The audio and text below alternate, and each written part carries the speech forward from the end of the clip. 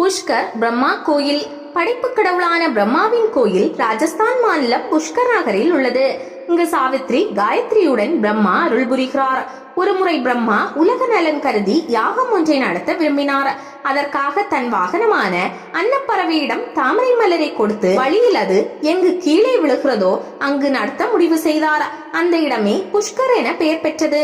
இதற்கு நீல தாமரை என்பது பொருள். யாகத்தை தொடங்குவதற்காக பிரம்மா மனைவி சாவித்ரிக்காக காத்திருந்தார்.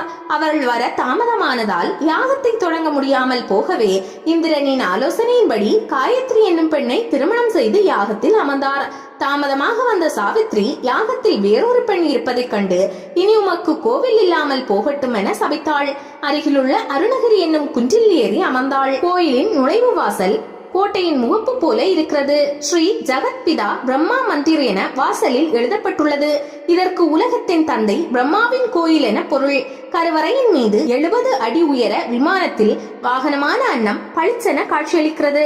பிரகாரத்தின் ஒரு பகுதியில் காணிக்கையாக வழங்கப்பட்ட வெள்ளி நாணயங்கள் குவிக்கப்பட்டுள்ளன. கருவறையை நோக்கி வெள்ளி ஆமை உள்ளது. இக்கோயிலின் தீர்த்தம் புஷ்கர். 4 முகங்களை கொண்ட பிரம்மாவின் சலவை கல்லாலான சிலையை ஆதிசங்கரர் நிறுவினார். அவரது கைகளில் புத்தகம், அருகம்புல், கமண்டலம், ஜபமாலை உள்ளன. பிரம்மாவின் இடப்புறம் காயத்ரி, வலதுபுறம் சாவித்ரி உள்ளனர். பராசர கோத்திரத்தை சேர்ந்த பிரம்மச்சாரிகள் அர்ச்சகர்களாக இருக்கின்றனர். சந்நியாசி பிரம்மச்சாரி மட்டுமே கருவறைக்குள் நுழைய முடியும். அருகிலுள்ள ஆரவல்லி குன்றில் ஏறி இயற்கையை ரசிக்கலாம். எதிரெதிர் திசைகளில் உள்ள குன்றுகளில் கோயில்கள் உள்ளன.